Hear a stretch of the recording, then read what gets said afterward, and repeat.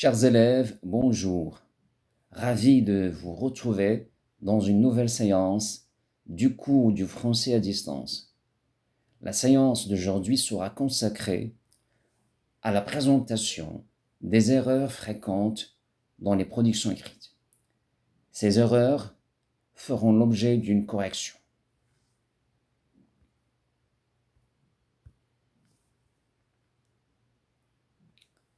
Commençons par les erreurs commises au niveau de la structure du texte.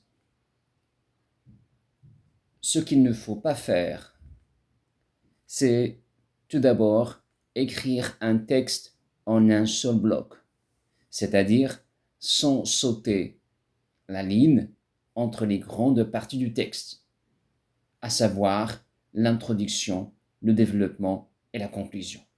Donc, il faut sauter une ligne après l'introduction et après le développement. Ce qu'il faut faire alors, c'est d'écrire l'introduction en un seul paragraphe. Le développement, 3 parties.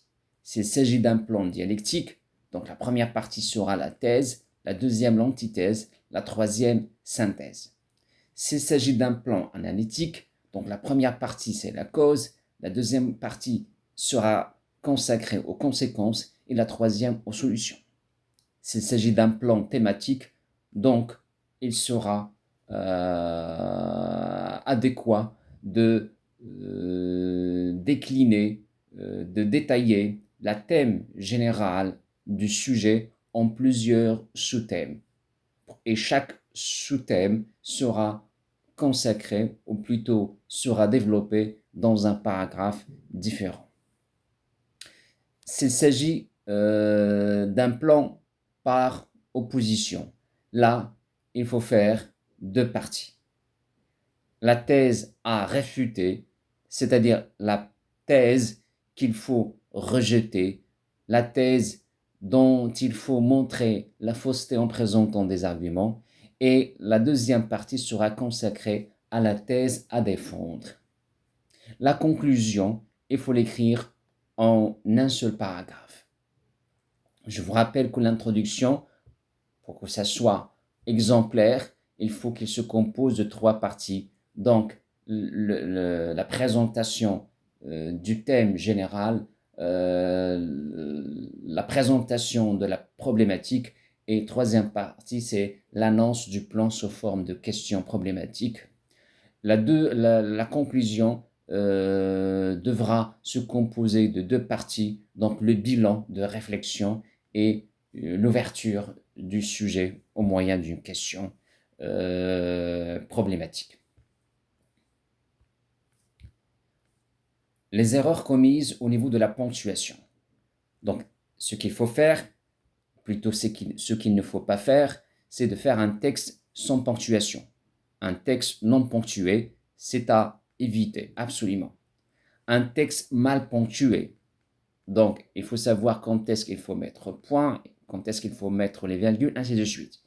Le non-respect des majuscules après les points et le plagiat. Le plagiat, ça veut dire de prendre le texte de quelqu'un d'autre et de l'adopter et de l'écrire comme si c'était son propre texte.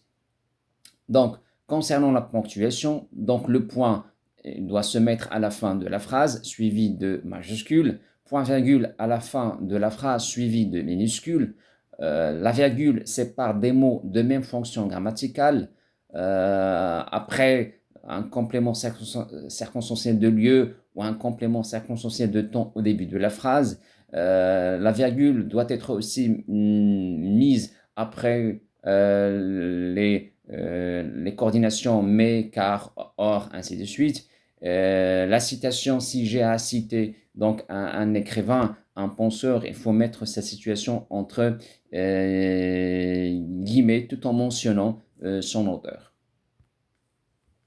Au niveau de la structure du paragraphe, donc ce qu'il ne faut pas faire, développer plusieurs idées dans un seul paragraphe.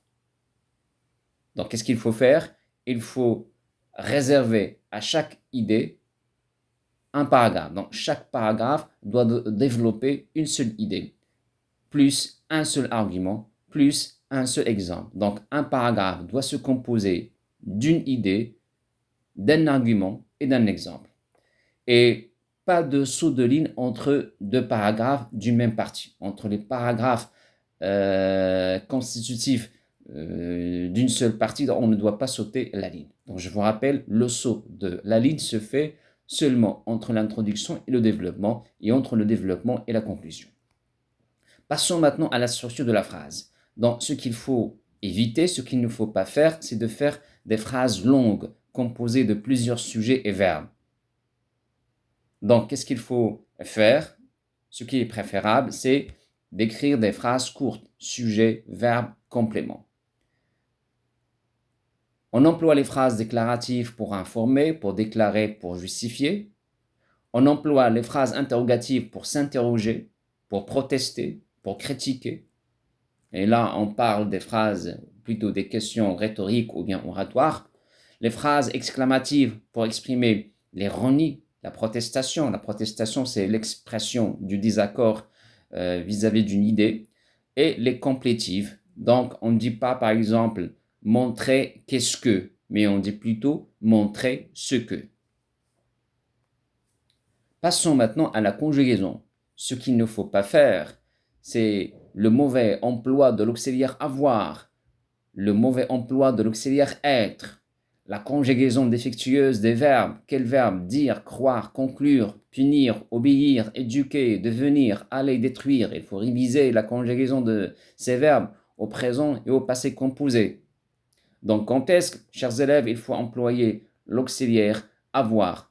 Donc, comme ça a été déjà vu plusieurs fois, donc on emploie l'auxiliaire avoir avec des verbes qui demandent un complément d'objet direct ou un complément d'objet indirect. Et quand est-ce qu'il faut utiliser l'auxiliaire être? Avec des verbes sans complément d'objet direct ni complément d'objet indirect. L'accord. Donc là, il faut faire attention au genre des mots. Quand on dit genre, ça veut dire masculin, féminin. Donc, la crime, on ne dit pas la crime, mais on dit le crime. On ne dit pas la châtiment, on dit le châtiment. On ne dit pas le prison, on dit la prison. Il faut éviter aussi de dire un il, que ce soit au singulier ou au pluriel. Donc, à il, plus a, plus il. Au singulier, c'est lui. A plus il. Au pluriel, c'est leur. Le mauvais accord des mots interrogatifs, quel, lequel. Donc, quel avec un seul L doit être suivi par un mot au masculin, singulier. Et quel avec deux L, E, doit être suivi par un mot au féminin. Donc, par exemple, quel point de vue? Point de vue, c'est masculin. Donc, quel un seul L. Lequel des deux points de vue? Donc, lequel des deux points de vue? Donc, point de vue, c'est masculin. Donc, lequel et non pas laquelle. Donc, laquelle des deux opinions? Donc, opinion féminin. Donc, il faut utiliser laquelle. Donc, il faut faire attention à l'accord entre le mot interrogatif quel, lequel et les noms et les mots qui les suivent. L'orthographe, ce qu'il ne faut pas faire. Donc, comme ça a été déjà expliqué, on ne dit pas à le, on dit plutôt au. On ne dit pas de le, on dit plutôt du. Et on ne dit pas de les, on dit plutôt des. Autre chose, premier mot. Il ne s'agit pas de premier mot, hein, mais on dit premièrement. Remarquez ce qu'il faut faire. Premièrement. La même chose pour deuxième mot. Ou plutôt, on écrit deuxième mot avec un seul M. Hein, il faut faire attention. Une autre. Ce n'est pas une autre, mais une autre. Il faut faire attention. Il ne faut pas couper n'importe comment un mot. Donc, on coupe un mot à la fin d'une syllabe. Donc, les erreurs au niveau de l'orthographe. Jean s'écrit santé. Connaissance. Le verbe connaître au présent. Connaissant. Aucun. Décision.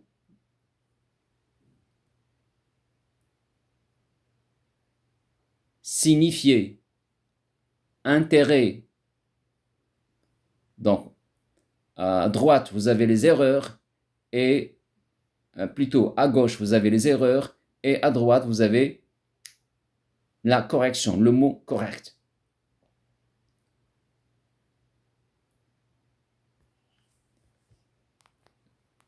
Les erreurs dues à une confusion de deux mots, donc qu'il, que apostrophe il, à ne pas confondre avec quel.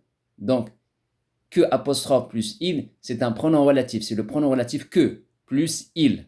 Et quel, c'est un interrogatif. Les homophones, c'est.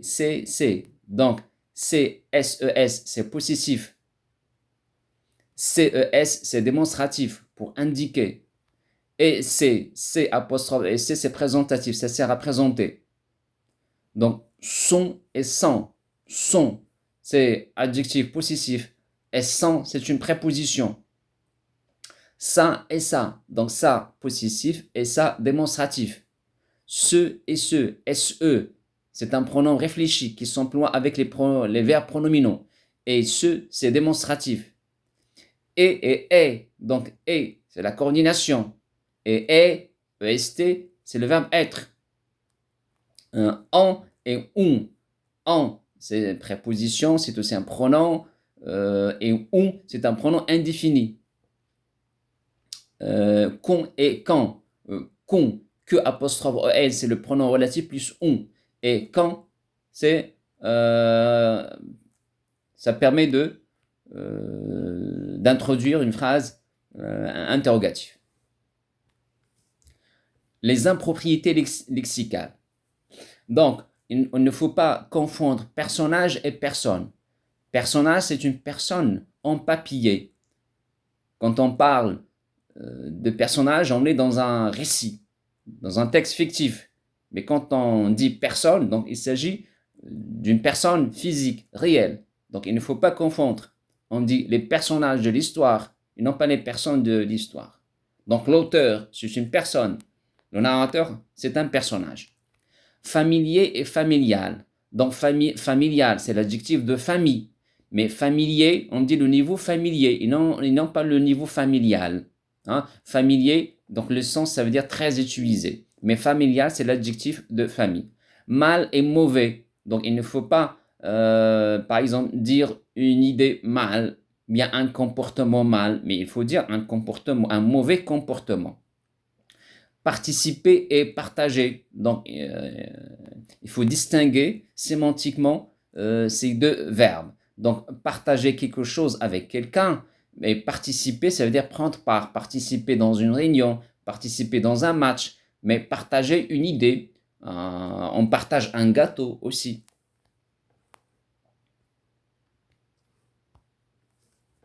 La cohérence. Le mauvais emploi des pronoms relatifs qui, que ou dont.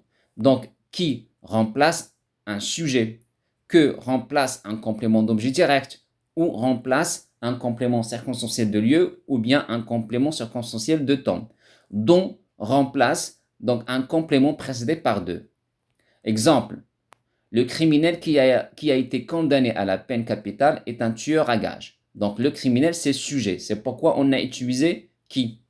L'arrêt que le procureur général défend est la peine capitale. L'arrêt, c'est complément d'objet direct. Le procureur général défend quoi? Défend l'arrêt. Donc l'arrêt complément d'objet direct. Donc j'ai utilisé que. La prison où se trouve le condamné s'appelle Bicêtre. Donc la prison complément circonstanciel de lieu. Donc j'ai utilisé où. L'heure où le crime a été commis est minuit. Donc l'heure, c'est complément circonstanciel de temps. J'ai utilisé où. La peine dont parle le juge est un homicide. Homicide, c'est le fait de tuer un homme.